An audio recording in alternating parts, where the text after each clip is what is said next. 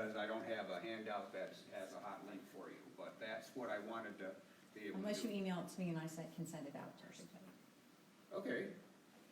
Send out what, the handout? The handout, so they have the link hot. I will do that, so I will send that as soon as I get done today. Okay, thanks. Well, don't go too far, let's see if I can get back to the here. PowerPoint presentation. I'm not going anywhere. Like someone said, always get someone younger than you to work. When my 11-year-old grandson comes, I ask him all the technological questions. How about here? It's over. This one?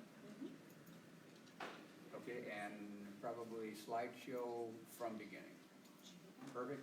Okay. Yay, success. I did it, thanks. There's my clicker. The ironical thing from this, I had a job after I graduated from a community college in Pasadena, California. I had a job with the Douglas Aircraft Corporation as a computer operator. And I was working with a huge IBM 704. Some of you know the history of computers. You know that the CEO of IBM said when they came out with the 704 that it took like this whole room for all the periphery material that you needed. And he was interviewed by somebody, and he said, this is the last computer we're ever going to need. This will take everything. There's no reason to have anything else, and look where we are now. I could handle all that. I had this big thing with all these dials and putting tapes in and all that kind of stuff. Now I have to go to my grandson and my friends to help me come up. Something's wrong here. At any rate, here we are. So, Lucy, thank you very much. I am pleased that you asked me for this role. I do need to say at the outset that I'm going to do a lot of reading of this presentation. I found that in the past, if I try to do things spontaneously, I often get to rambling a little bit. So I'm going to try to keep to this because we want to have some time for some dialogue afterwards.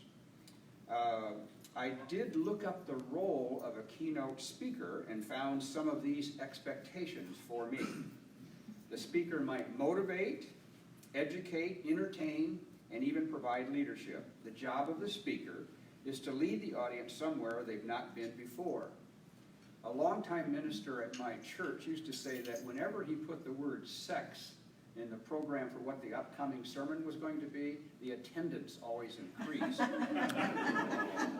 Now, I am not going to include the sex in my comments, and I'm not going to try to be sexy, but I'm going to try to do some of these other things. I don't really know about the entertain part either, but for those of you who know me, you know that I like both humor and I like music, and I'll use both of those attributes this morning. For example, here's a really bad pun for you. Those of you who are not from the U.S., do you know what a pun is? Okay, here's a really bad pun for you. For those of you who have written papers to present at this symposium, I hope that you followed one important rule of grammar. Double negatives are a no-no. You got it. Okay, I'm off and running here. This is great. I don't have to worry. Long before I became an educator of adult, in my senior year of high school, this actually is true, I wanted to be a chemist. I loved my chemistry teacher. She was beautiful. However, I quickly realized that I was out of my element. Sorry. Then in community college, I thought about majoring in math. This was also true. I felt that geometry shaped too much of my life. I also got flummoxed in my first geometry class as I felt like we were just going in circles. Then I tried trigonometry, but the class discussion always seemed to go off in tangents. How about this one? What did the dry eraser marker say to the blackboard? Nothing. Dry erase markers don't chalk. I think you probably had enough, but I got one more for you. Self-directed learners often have one-to-one intuition. They really are a class of their own. Now that fits, right? That fits, okay. And so for our friends that I met thus far from South Africa, goeiemorgen. I realize that that's more Dutch than what you would actually speak, but my ancestors came over. I'm a second generation Dutch American, so I have some people in my genealogy that actually immigrated to South Africa in the early part of the last century. So there are famous Hiemstras spelled the same way in South Africa. I know, I looked it up and saw some of them. Not my particular relatives, but I was really pleased with that. So as a Dutch American, second generation, I welcome you here. And anyone else from another country, of course, is always welcome too. I am looking forward to your discussion on self-directed learning and how you did win the hearts and minds of researchers and managers at your university. I love that write-up. I'm confident we will learn much from that work. And then, as Naomi mentioned, the sessions we're going to have on descriptions, definitions, etc. That's very much needed. And I look forward to that too, and the continued development of what we do in self-directed learning. So it is my real pleasure and honor to be the keynote speaker for the 34th Symposium. Many of you may have read the publicity email about the symposium that Lucy sent out on October 15, in which she said, and I quote, she sort of said the same thing this morning, "We are very fortunate to have Roger Hiemstra," and she actually had Roger Hiemstra in bold in that email, if you remember that, "a legend in SDL research," thank you, Lucy, "presenting the keynote address." When I read that, I hollered out to my wife, Janet, what Lucy had written, and she immediately said, "Yes, Roger, you are a legend in your own mind." So that put it all in perspective immediately for me. Fortunately, Janet's not here right at this moment to hear me say that. You'll meet her later on. She's, I think, let me see if that is the text she sent me. Yep, the plane landed a half hour ago, so she will be here later today. Well, Lucy, I'm going to attempt to live up to your confidence in me. And so if this is going to work, I push the right arrow, right? Yes. Now here's what a legend is. I made this up, by the way. A lucky educator who gained experience and expertise in a noteworthy research directions. In essence, if you are relatively a new researcher, teacher, and you're looking for an area, like Lucy sort of said, there are a lot of possibilities here in what you can find. And starting early, if you're early in your career, that's always a good thing to do. Ralph and I have done a lot of co-authoring together. Some of you may know that. At the very last general session, unfortunately it's going to be a relatively short session, but we're going to be talking about some of the future research, building on some of what we've done and where we think scholars we hope to pick up on some of these areas. So they hope that you can stick around to that very last session. I really don't know about this legend moniker that you gave to me, Lucy, but I have been involved with SDL research, publications, and presentations for a long time. In preparation for today, I analyzed the more than 600 solo or co-authored journal articles, books, other publications, and conference presentations during my 60-year adult education career. I have had varied interest and focal points during this time, such as aging, church history, community education, distance education, genealogy, lifelong learning, teaching adults, and technology. However, my greatest love has long been self-directed learning, and nearly half of my publications and presentations have been associated in some way with this area of study.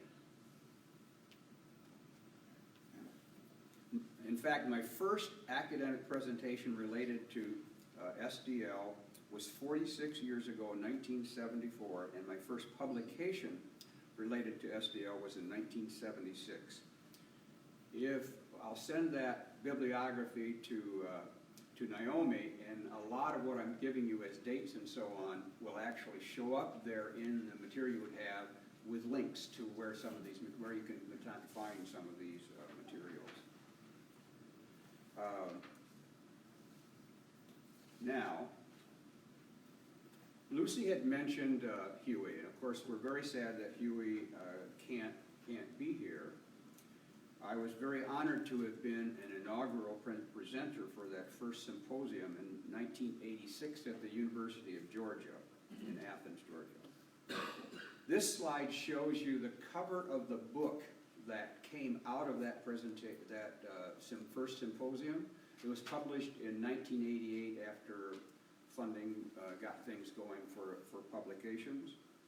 And I was very fortunate to be there, not only with Huey, but with people like Lucy and her husband Paul, Rosemary Caffarella, Carol Casworm. These all are Malcolm Knowles Self-Directed Learning Award winners. And you can find, I think Lucy mentioned this on our site, you can find who all of these past winners are, and also in the program, I think in the last couple of pages, all of the past winners of the Malcolm Knowles Award are mentioned there.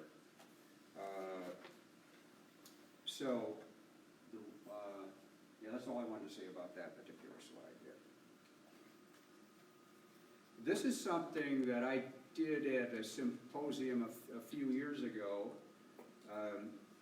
Huey had made an arrangement for that very first symposium to be videotaped, and it was sort of like lost archives were eventually found, not all of them, but we found the videos for several of the sessions that went on that particular day.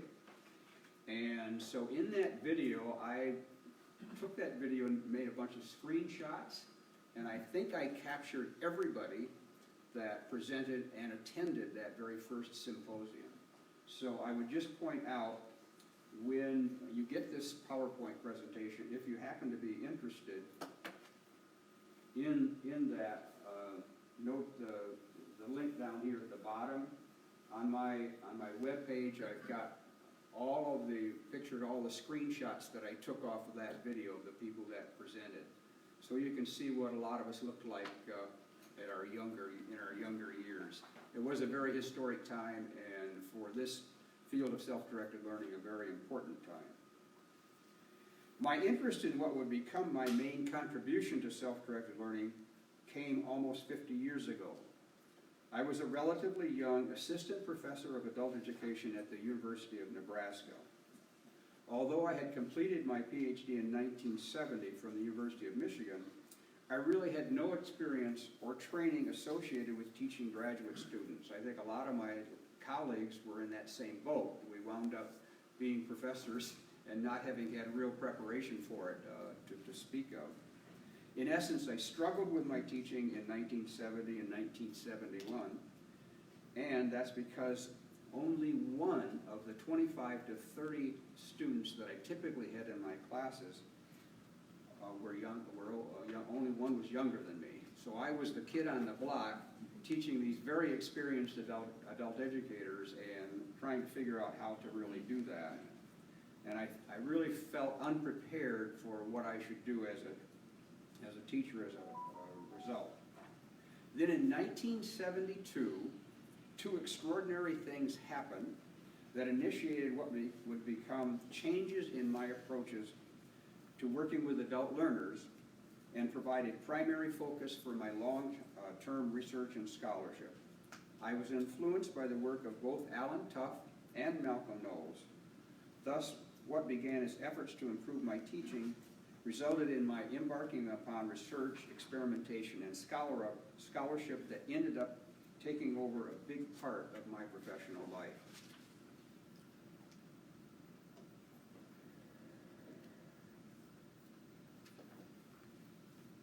I first heard Alan Tuff I hope most of you in this room, if you have not read Alan Tuff's work, or at least maybe you've heard about him or know of him from articles you've read or in graduate courses you may have taken. I first heard Alan when he presented at a 1971 adult education conference on his work related to adults learning projects and what initially became known as self-planned learning. If you're not familiar with Alan's work, ask me or others who have participated and are familiar with Alan's work, and we can give you more information about him. Alan also is a winner of the Knowles SDL I found his ideas very interesting from that presentation, but had no idea of the impact his work would soon have on me and my teaching. I purchased his book and admit to only skimming it through without really understanding the profound implications. Then Alan came to the University of Nebraska campus. We had a department chair that was very, very good at getting the best people in the field to come and talk to us. And so Alan came to our campus and presented to our faculty and our graduate students. Alan's interviews with adult learners led to a discovery that a majority of such learners planned their own learning. In your handout, if you get this material, you'll see a reference to Bob Donahue. Did you mention Bob too in your remarks this morning? I don't think you did. Okay, you're Bob Donahue. Bob is in the back. Raise your hand, Bob. If you have an opportunity to talk to Bob about the interesting work that he did in 2003 and 2004 as part of his doctoral dissertation, I think he worked under you, right, Ralph?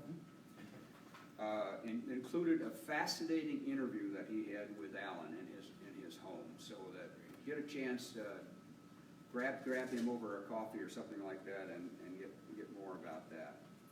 His work is also described at the end of your program, too, if you had a chance to look through the last page or so. It's no secret that Bob is a co-winner of the Malcolm Knowles Award, so we're very glad of that. That very same year, Malcolm Knowles, considered by many to be the father of SDL, I think you said maybe Huey was the father of SDL. I'm not sure you said that this morning. I said he's our grandfather. Grandfather, okay. Well, I think Malcolm Knowles was actually thought by many to be the father of SDL. He also came to our campus. He talked about his work with andragogy. Fortunately, I had read his book, but again did not fully appreciate the implications for me as a teacher until he spent several hours with our faculty and students. The next day, I helped create a corresponding television program featuring Malcolm and his discussion of andragogy that ran for many years on the Nebraska Public Television Network. If you are interested, again, when you get this bibliography, you can see it, I think, on your bibliography. You just can't click on it right now. You can click on the link associated and see on my YouTube channel that particular video and an earlier view of Malcolm and me, and I had hair then, so you'll have to work hard to recognize who it was. I subsequently utilized both of these books and the impact each person had on me. Their work facilitated my moving to an andragogical, learning-based approach as an instructor. This also initiated what has been a 46-year focus on SDL in much of my scholarship. Subsequent to that 1972 period, I began experimenting with my teaching, during which various epiphanies began arriving to me. The students began to respond positively when I used my growing understanding of andragogy and self-directed learning to give them more control of their own learning. My curiosity, knowledge, and skill as a teacher seemed to grow throughout the next couple of years, and it finally felt like I had a good handle on what worked for me as a teacher. Then, in 1974, I decided to launch a large study in Nebraska of 256 older adult learners, those 55 years of age and older, using Alan Tuff's research protocol. Several graduate students joined me in this project. We were excited about our findings that in essence affirmed what Alan and his students had found. Again, these are linked in there, and you can actually read this report if you're interested. I began realizing that understanding yourself as a learner, especially for older learners, was critical to success in any learning situation.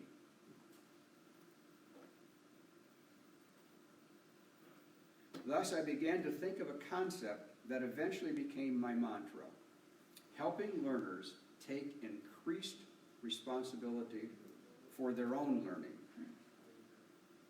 Perhaps the first time I started referring to adults directing their own learning before it morphed into my mantra was in a background paper that I was requested to develop by the ERIC system, a system that we used to have in the United States where various kinds of educational papers were found and published or asked to be published. And they asked me to do one on this topic of teaching older adults in 1980.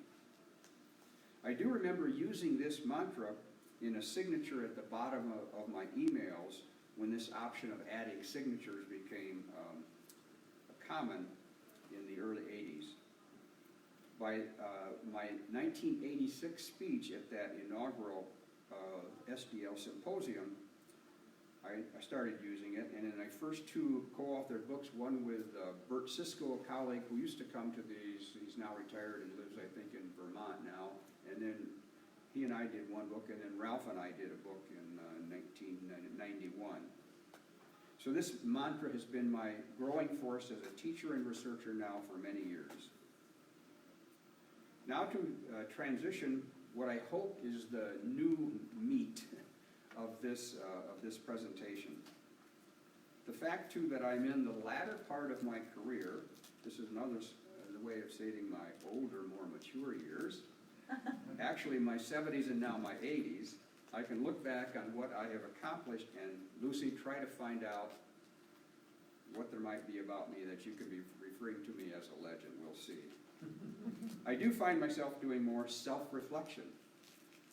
Thus, allow me to be somewhat reflective from here on out as I work to set a scene for what you might accomplish at this symposium. What I'm going to suggest will be natural for some of you and harder for others. And no doubt some of you are probably way ahead of me in terms of what I'm going to be talking about. Thus, now to the title of this keynote address, the self-reflection I have been doing and the processes and procedures I have been undertaking in the past several years. Each of us, and by the way, people I'm going to be citing here to you, each of them you'll see it's on your bibliography sheet there. Probably not something you can read because I didn't have domain over it, but you could, if you're interested in some of these people, you could obviously look them up and go further than what I have been able to give you. Each of us has what Marshall, his 2018 work, has referred to as a private side and a public side. Our public side is the visible one, what others see, hear, and experience. Our private side, an inner dimension, relates to our values, ideals, and inner strength. Marshall says that this can be often called, quote, the soul, the essence of a person. I really loved his book and gained much from it, especially as it was written for older adults. Some of the terms that I'm using may be a little too esoteric or even private for some people in talking about soul and that sort of thing, but it really hit me well. In thinking about self-directed learning as the framework for this presentation, I like better what was described by Koenig in 2019 in a wonderful website called The Very Well Mind as the inner and outer self. He says there is often considerable tension, and I quote here, between the inner self and outer self in the modern world. Each of us is tugged multiple directions every day, and our actions and behaviors do not always align with our core values as a result. The outer self is how we present ourselves to others, the groups we join, and how we cope with the demands of daily living. Koenig notes that this external environment, again quoting, can be demanding, leaving little time for you to consider whether what is taking place on the outside of your life matches with what you ultimately desire on the inside. Thus, there is often conflict between your inner and your outer self. When they are out of balance or even a mismatch, you can find yourself thinking one thing but doing another. One big example, a personal example for me, revolves around food and eating. My inner self is often saying to me, eat healthy, watch out for all those carbs, and cut back on the desserts. However, when I'm socializing with my friends, as I will be doing during this symposium, and and desiring to fit in with the group, I am likely to indulge, eat or drink more than I should, and have that decadent dessert. No one here would be in that boat, I'm sure. Another example relates to how I engage with my close friends. I have two groups of close friends. One group consists of 3 other guys and me who go out for breakfast once a month, and we simply enjoy each other's company, solve most of the world's problems each time, and try to outdo each other with puns and instant repartee. We are all fairly similar in terms of religion, political persuasion, and education. The other group consists of 3 other guys and me who go out for lunch once a month. Generally, we all could not be much different from each other in terms of religion, political persuasion, and conservative versus liberal beliefs. However, we all share the same love of vocal music. We discuss just about everything but stay away from religion and politics. I very much enjoy being with each group, but stay away from and really miss these convivial opportunities that they give to me. My example with these 2 groups is that with the first group, my inner self is front and center during our conversations.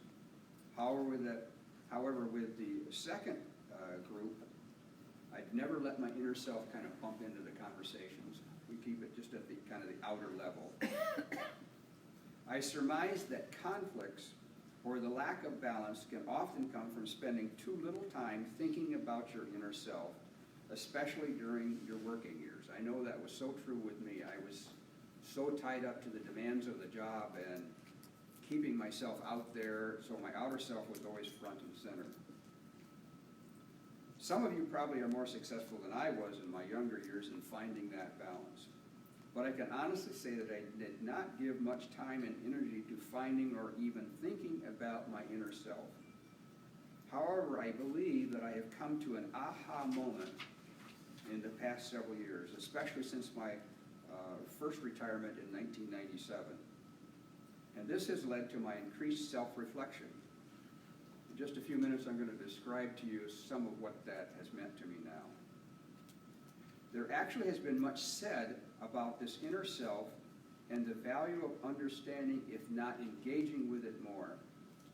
Deepak Chopra notes that by not judging our internal dialogues and truly listening to our inner voices, this opens the doorway to creativity.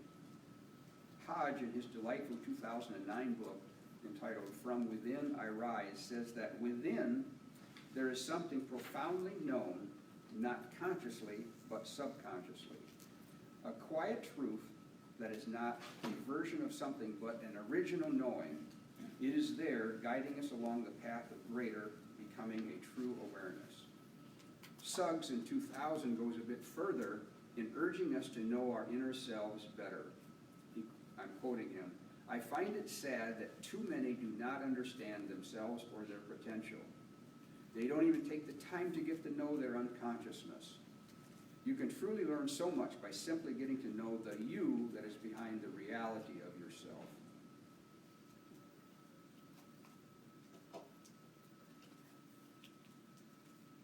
This slide reveals a thought that is probably self-evident. Know yourself. However, this action takes some conscious efforts, especially given the many urgent needs, demands, and pressures we and others place on our outer self.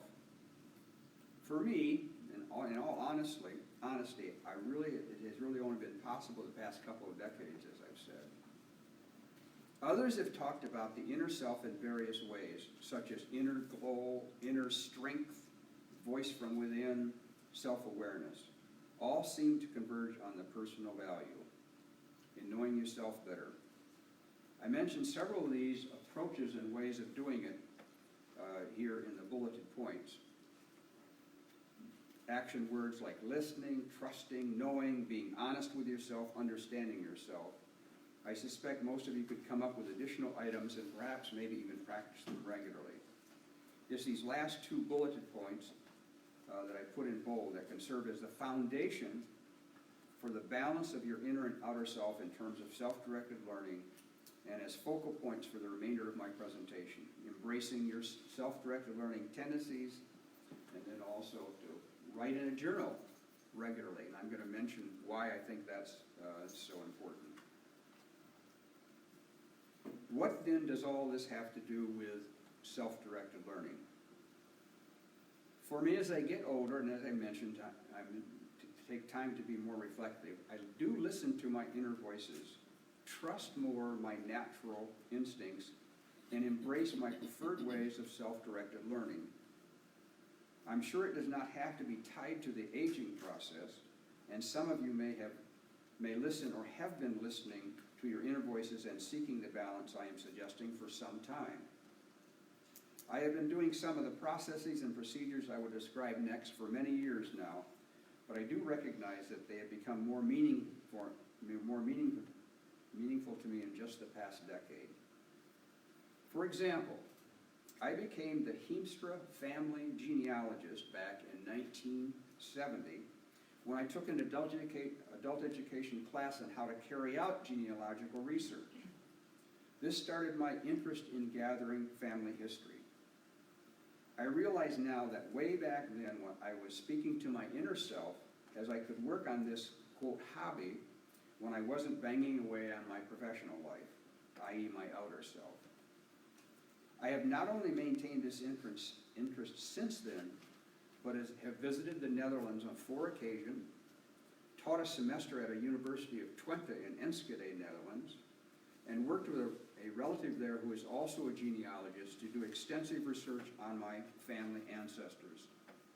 Thus, during the past 20 years, I have endeavored to record my family's history and lineage. I now have entered in my software, I use a piece of software called Brothers Keeper.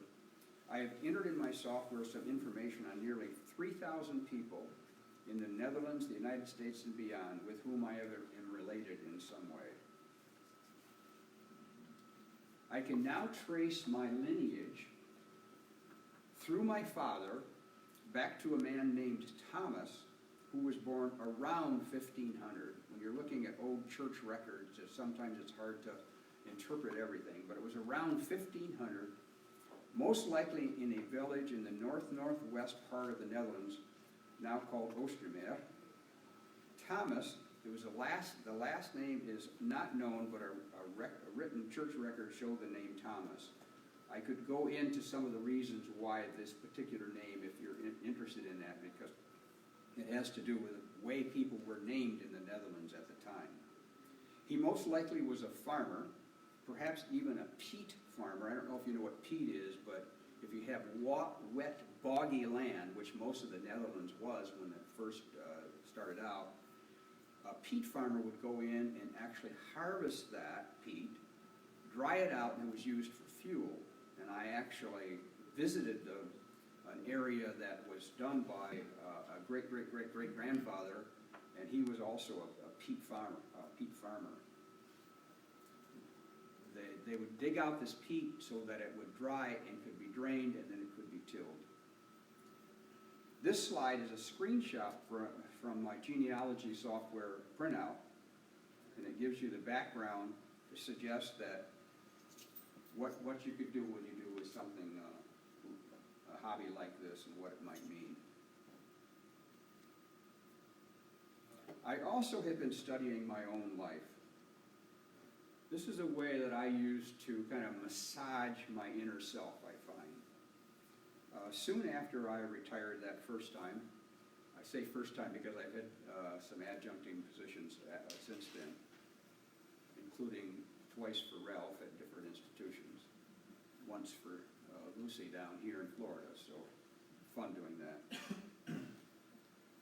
I decided to analyze my own life more deeply by gathering everything I could for my own record keeping, and also by soliciting information from my siblings and my parents, including interviewing each of my parents extensively before they died. Of course, I couldn't do it after they died, unless that's preach, isn't it? Seance. About their memories and any documentation that they had. So I gathered letters, photos, memorabilia, etc. Anything that pertained to me. I scanned and recorded all of this important information. I maintain a database of all the material, sorted chronologically, and it's all stored digitally either on my computer and or in file folders within large banker boxes that I have stacked up in my closet. Janet says, "Are you going to keep those forever?" In essence, I utilize my self-directed learning skills related to data gathering, listening, oral communication, and technology in gathering and analyzing all of this information. I also begun my writing process on this. My long-term goal is to create personal stories and even a memoir that I can share with others. And one of the links is to a series of stories that I put first on YouTube and then have shared it with others in church, and it's something that you could link on if you're interested, some early stories about me.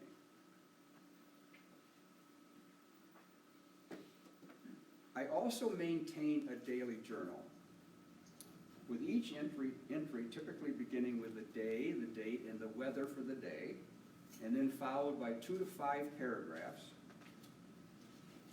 representing my recollection of daily activities, people with whom I interacted, and special thoughts or impressions that came to mind. In essence, I believe that journaling is very important, believe it draws from and contributes to my inner self. Malcolm Knowles in 1975 introduced readers to notions of personal reflection through activities such as self-assessment and proactive reading of materials. Another source is Rachel Christensen, in which she describes how a diary can be used as a learning tool for adults. And Brookfield, in a couple of different sources, provided ideas pertaining to critically reflective writing through such tools as autobiography, critical incident citing, and seeing ourselves as others see us. Unfortunately, I did not start my own personal journaling until 1991. Both my mom and dad had done some journaling in parts of their life. I didn't really catch on to the value of this until 1991. But I do enjoy reading about my daily life, my daily activities, and even those introspective thoughts that I may have written since 1991. In reality, my nightly ritual helps me reflect on myself. In addition, by going through the material that I have stored chronologically, poring over daily calendars that I have maintained, and reading past correspondence going back to the early 80s, I have been able to fill in information and remember my activities through numerous periods for which I did not have daily entries. Another important part of my life that I know relates to my enhancement of my inner self is my love of and involvement with music. I have sung in high school and college choirs, and even in a military choir during my 2-year Naval Reserve service period. However, my greatest musical love has been barbershop, a cappella, 4-part harmony. I sang in my first Barbershop Quartet in 1952 as a high school freshman. Over the subsequent years, I have sung in a barbershop chorus in Iowa, 4 different choruses in New York, and in 2 quartets. There they are. The first quartet was in the 90s, sang with them for 10 years, and the second one is one that I was involved with them until just recently, but one of our members is having some health problems, so we've kind of stopped. The name of this latter quartet is Off the Top. Can you imagine why that's the name? So I have a special deal for you. Are there any barbershoppers, any barbershop music people in the audience? Well, look at that, somebody raised his hand. So, Trenton, come on up here for a second. We don't sing together, but we've known each other as barbershoppers for a long time. So a barbershop quartet normally is 4 people, right? You have a bass, you have a baritone, you have a lead, and you have a tenor in 4 parts. Well, we only have 4, so we're going to give you sort of 3/4 of a quartet by singing the same song twice. He's a very versatile guy. He's sung way more than I have in championship quartets and choruses and all over the place. So I am pleased to have this opportunity. We're going to sing a song. I better get my water here because I know I will need it. It's Trenton Farrell from, where do you live now? I live in Shorewood, Illinois, 45 miles southwest of Chicago. Some of you know my doctor's from Northern Illinois, so we moved back by the grandkids after I retired. Okay, so he can sing, I can sing, also sing three parts, and I have sung three parts in different quartets. But normally I sing the lead part, and he can sing all parts too, but he prefers the tenor part, but he also can do the bass part. So we're going to do this is the standard song, old-time favorite song of barbershoppers, and we're going to sing it through, and I'm going to do the lead, and he's going to do the tenor part. And the tenor has to stand on my right. Then we're going to switch afterwards. He's going to go over here. I have to have the bass in my left ear. That's just a funny thing about barbershoppers and the way you stand. Preferred ears, yes. Yeah, per ear. Okay, ready? I do have a manual pitch pipe that I've owned my whole 44 years in barbershop, but again, since we're emphasizing technology, we're going to use my cell phone. So. My wild Irish rose, the sweetest flower that grows. You may search everywhere, but none can compare with my wild Irish rose. My wild Irish rose, the dearest flower that grows. And someday for my sake she may let me take the bloom from my wild Irish rose. My rose, the bloom from my wild Irish rose.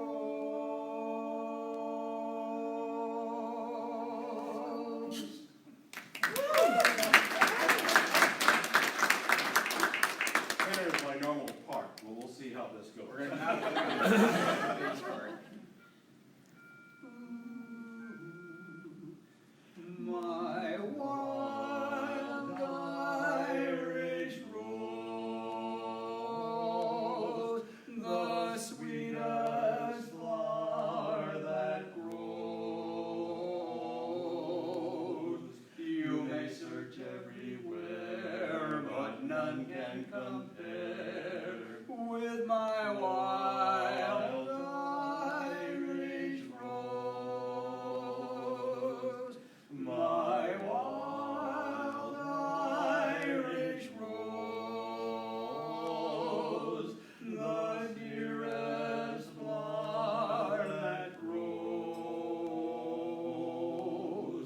And someday for my sake she may let me take the bloom from my wild Irish rose. My rose, the bloom from my wild Irish rose.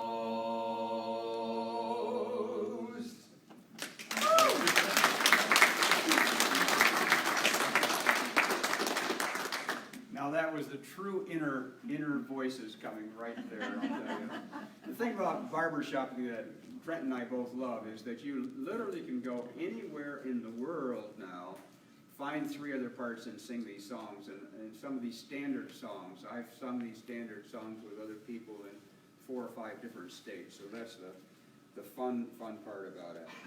One more thing I'll say, I don't have a corresponding slide for this, but I also get a lot of satisfaction in my later years, my inner self getting fulfilled for all the volunteer work that I do with my church, doing research for an aging center, helping our local public library, raising money for the local food banks through my singing, working with my local fire department, and carrying out virtual support for the American Red Cross. I think I've probably given too much about myself in this speech, a lot of reflection about me and what I'm doing and how I've worked to enhance my inner self. I hope that in our dialogue, some of you can help us talk about maybe how you would think about this, how you might be doing this. And I know that my research skills have helped in a lot of what I do. My ability to use the internet to find things, my love of writing, my love of doing self-directed learning kinds of things. These are all things that help me to build that inner self and kind of find this match between inner and outer. I think that's so important. I wish I could have done that early. I've always used singing, but I never thought about it as a way that I've tried to talk about in this presentation. So, here are some of the things. Enhance your self-directed learning skills through various things you might do: listening, questioning, dialoguing, make new friends, develop those collegial relationships. Don't let the work overpower the outer self, overpower some of the value of doing something like that. At this symposium, we've already tried to do some of this in what Lucy started off to, but engage with other presenters through dialogue. Get to know them better. Contribute your knowledge and energy in talking with everyone. Work to identify any conflicts between your inner and outer selves, and connect more with your inner self. And I do realize that this may sound a little preachy, but maybe that's the role of a keynote speaker, is to do some of that. So, let us take some time. I don't know, Lucy, if I've lived up to what a legend might do or not in this speech, but I've had a lot of fun with it. And I think what we're going to do now, we've got until 10:30. Yes. So we got about 15 minutes. This is what we had hoped for. We got about 15 minutes for some dialogue, and it's up to you now. What do you think about this? What comments? How do you maybe try to work with this? Ideas, your own thoughts about this. Anyone? I think you're a perfect example of what research has shown, and that is that highly self-directed learners have great life satisfaction. Yeah, and I had a couple of doctoral students do dissertations on that very topic, Yes. and affirmed that. Right, Ralph? Right. He was one of them.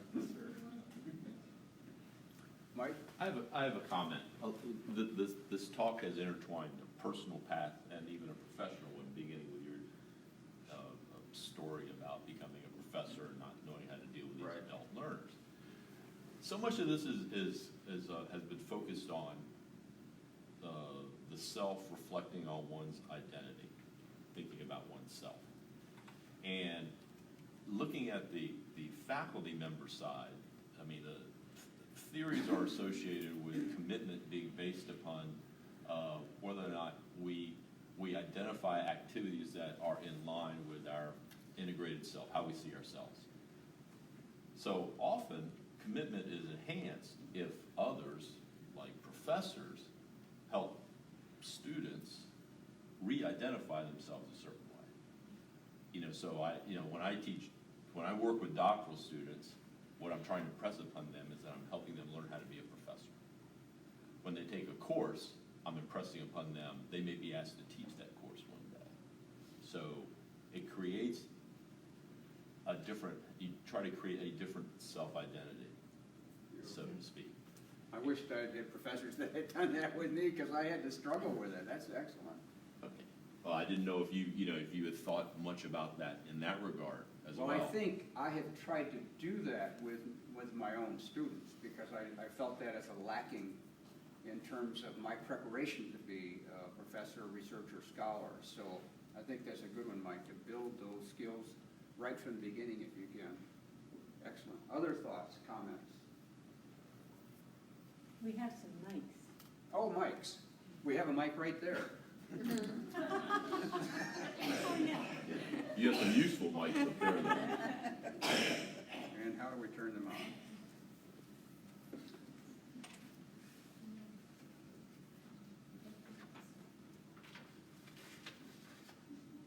That should be easy.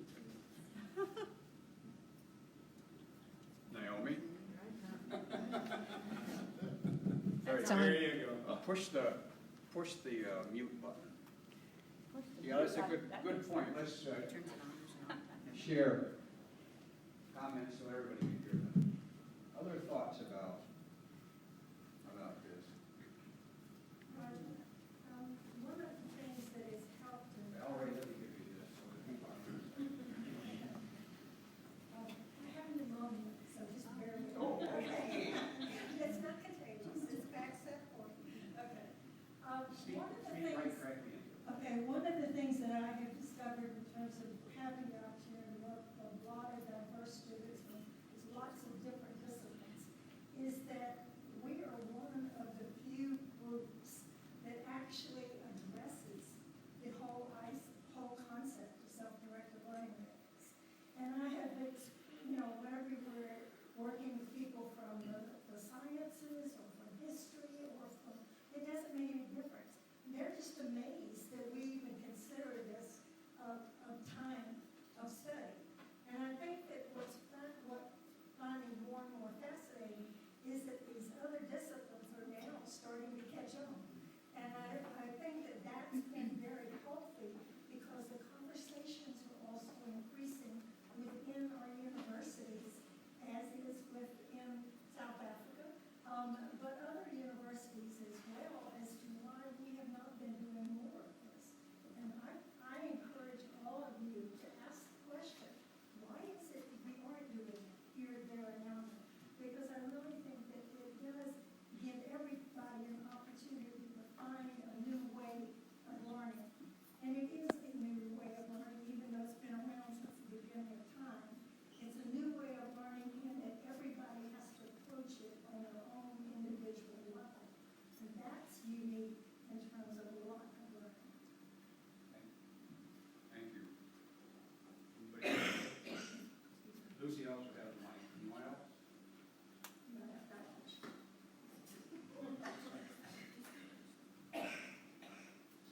It's really more of just a comment. I appreciated the context of your presentation today because I feel like when we talk about self-directed learning, a lot of times it's couched in formal learning environments. And I think you're bringing up a great point that everybody in here is a self-directed learner, Yes. some of us more so than others. And I think, health and wellness is something that's really emerging in our society and becoming self-directed or in ourselves, right? Maybe changing our outer selves if that's something that we want to do and kind of focusing on one's own interests and needs for development is also a very, I think, unrepresented part of the research, right? We focus a lot on K-12 or HRD or higher ed, but what about just our own self-actualization? So I thank you for that. Love it. Thank you. Sometimes we recognize a concept with a different title. And I'd like you, Roger, if you could, to dwell on this a little bit more. My first experience, Palm Beach Atlantic University, as the director of the program, I had a graduate student that worked for me, and I had a person who was fully retired who was teaching computer courses, learning in retirement computer courses for seniors. And I was always puzzled by this graduate student because she was always talking about going to the oddest places in the world and living in a mud hut and helping people. And I said to John Rubino, John, is she really going to do that? And he said, no, that's just her story. That's the story she tells. That's not who she is. Look at her fingernails. Look at the way she dresses. Look at what she insists on eating. Look at how she spends her time. She's never going to be in a mud hut. And so that strikes me as that inner and outer self. That outer I present one way, but my inner I might be very, very different. And I wonder, isn't there an advantage in being able to merge those two? I would think so. For the way I looked at it as certainly beginning years as a professor, I had to really depend upon the outer to make my way competitively with other professors and with my students. I wish that I had done more of the inner, of bringing out my inner side. And I think that's part of what I was trying to say in the presentation. Can we blend the two? Can we strengthen the two in some way? Do we as faculty members, those of us who are teaching, do we try to help our learners build their own inner strengths? I don't know. It depends upon, I suppose, the person. But I never thought that much about it, I think, at least in my beginning years. That's why I think I eventually came to my mantra of helping learners assume responsibility for their own learning. I think that begins to get at it. I could always see when a student finally understood what that concept meant. Oh, wait a minute, you mean I can make these decisions? You're not going to make them for me? I can do this. And I saw them grow, develop, and expand their abilities in a number of ways. And I suppose that's one way of trying to do that. Other thoughts? Thank you. Just as a story, when you were talking about the inner outer and how you came across self-directed learning, it really brought to mind kind of an interesting experience with me. I don't know if you relate to this at all, but when you came across Tufts' work and Noel's work, and then it kind of changed your direction, or if others relate to this, when I started coming across self-directed learning, what I found was that in some ways the tail started wagging the dog. The more I did self-directed learning, the deeper I got into it, the more I saw really interesting results, and the sky didn't fall and all this. The more it actually kind of changed my inner view of a lot of things, not just education, things like the nature of authority, things like the relationship between institutions and liberty, that all of this stuff just, even my personal philosophy, I got more into things like Chinese Taoism, because it's more in line with some of the spontaneous order type of stuff. It's just really interesting that the tail, in some sense, what I was doing, started wagging the dog, which is kind of the inner part. I don't know if anyone else relates to that, but that was just a really fascinating experience when I was going through it.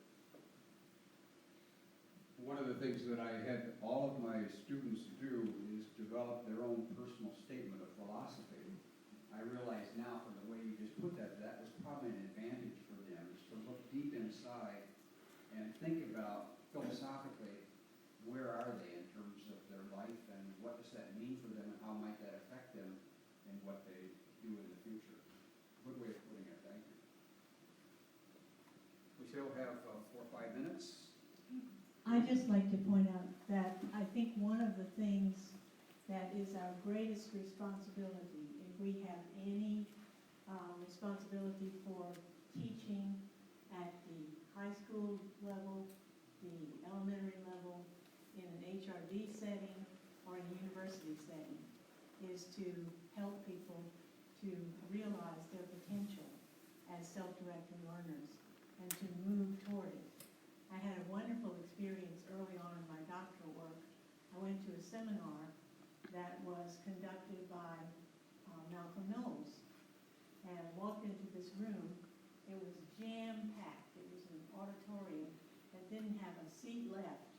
And Malcolm Knowles was speaking. And I thought, how does he do self-directed learning here? But he did. Despite the discomfort and the difficulty, he had us all form groups, think, talk, discuss. He did not lecture, except to give us the framework. So it really can happen anywhere, and I think we forget that. And we actually send most of our higher ed faculty into the classroom with no training at all in terms of how to teach. They know their subject matter, but they haven't been, nobody has discussed how do you teach or either promote learning. I think the lecture is the standard still, unfortunately. Unfortunately. Anyone else?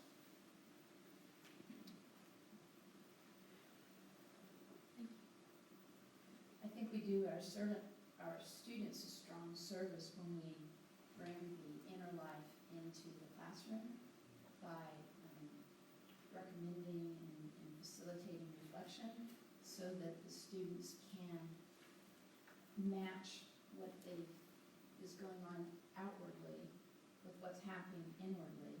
And then when we couple that with developing trusted relationships and communities of practice among the learners in the classroom, we can catalyze this sense of belonging and reduce a lot of stress when they see that they are like other people around them and they're having the same experiences as the students around them. I think that helps with the personal wellness, that helps with development of the whole self.